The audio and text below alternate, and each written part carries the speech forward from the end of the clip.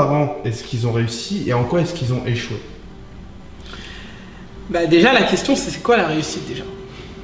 Est-ce que tout le monde a la même définition de la réussite? Tu vois? Et qui décide de est-ce qu'on a réussi ou pas réussi, tu vois? C'est-à-dire, tu as parlé de réussite, d'échec. Moi, c'est ce que je dis à chaque fois. Pour moi, ce sont des étapes de la vie, en fait. Je pense pas qu'il y a un moment donné où on se dit c'est bon, on a réussi, ou après, c'est propre à chacun. Mais je me dis, si on se dit ça et on se dit, bon, bah, c'est bon, ça y est, on est arrivé, on a réussi, tu fais quoi alors que tu es encore vivant et il y a encore de. Tu vois, tu t'arrives, peut-être que tu as 40 ans, tu as peut-être beaucoup d'argent, tu as un confort, tu as ci, tu as ça, mais tu vas vivre jusqu'à 80 ans, pendant 40 ans, tu fais quoi? Tu vois, en fait, est-ce qu'on a vraiment réussi? Est-ce qu'on a vraiment échoué? Ou alors est-ce qu'il y a juste des étapes qui nous donnent des informations pour nous dire, ben, ok, voilà ce que j'ai expérimenté, voilà ce que ça m'a appris, voilà comment je peux faire après. Moi, c'est comme ça, en tout cas, que j'ai toujours abordé les choses. Et autant il faut avoir de la gratitude, tu vois, à chaque fois qu'il se passe quelque chose, avoir conscience, en fait, de ce qu'on a accompli, etc. Mais je pense qu'à partir du moment où, j'ai envie de dire, on est encore vivant, en fait, le chemin, il continue, en fait. Donc, est-ce que la réussite, elle est définitive? Non. Est-ce que l'échec est définitif? Non. Et pour moi, il y a tout. Enfin, c'est à chacun de le connecter par rapport à qui on est et qu'est-ce qui est important pour nous au final.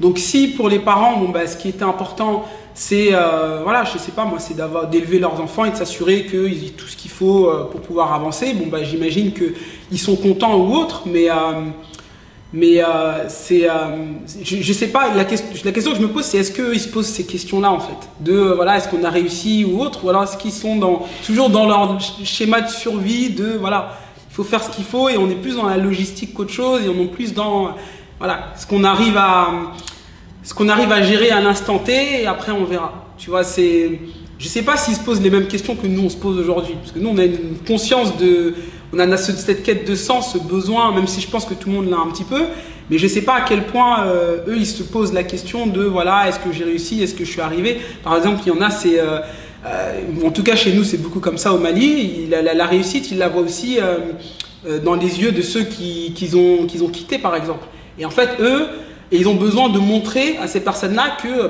le sacrifice qu'ils ont fait, il a servi à quelque chose, alors que parfois c'est pas forcément vrai, tu vois. Ils sont pas forcément arrivés là où ils voulaient arriver, ils voient que la réalité elle est autre.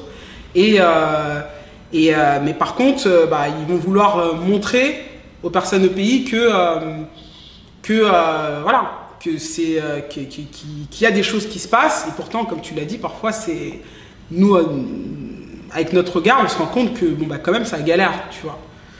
Mais je pense que c'est à chacun de le connecter par rapport à comment est-ce qu'on perçoit la réussite et ce dont on a besoin. Et peut-être que voilà, eux ils se limitent à vivre peut-être juste ou survivre, je sais pas comment ils le perçoivent. Et puis voilà, tant qu'on est vivant, on fait et puis c'est tout. Justement, je reconnecte avec ce que tu disais tout à l'heure. Tu disais que tu avais de grandes ambitions. Du coup, par rapport à ce que tu viens de dire, est-ce que il faut attendre de mourir pour se dire en fait je regarde ma vie et je vois que j'ai réussi ou j'ai échoué? Est-ce qu'il faut attendre de mourir pour se dire j'ai réussi, ou est-ce qu'il faut se fixer des objectifs, se donner les moyens pour les atteindre et là se dire ok, j'ai réussi, c'est quoi le suivant? Franchement, je sais pas si j'arrive à m'imaginer ne pas avoir d'objectif et juste, en fait, quand on se laisse porter, on subit un peu. On subit. Il y a beaucoup de gens qui vivent pour les autres au travers de ce que les autres se fixent eux comme objectif et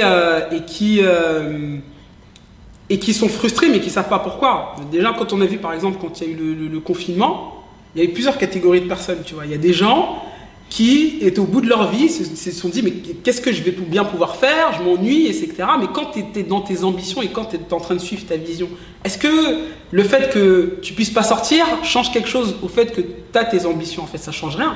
Juste, peut-être que ça va te limiter dans ton champ d'action, mais en fait, tu es toujours en train de préparer. En fait. Tu te dis, là, on va pas rester indéfiniment, je vais sortir, et puis je vais continuer à faire ce que j'ai à faire, mais parce que on est déjà sur le chemin.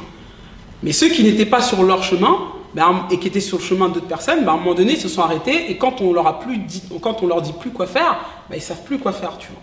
Donc à un moment donné, si on ne se fixe pas ses objectifs, et ses propres objectifs, c'est-à-dire pas celui des parents, pas celui des enfants, si on ne se fixe pas ses propres objectifs, à un moment donné, quand on ne fait pas les choses de façon connectée, en fait, on subit, et c'est comme si on errait un peu.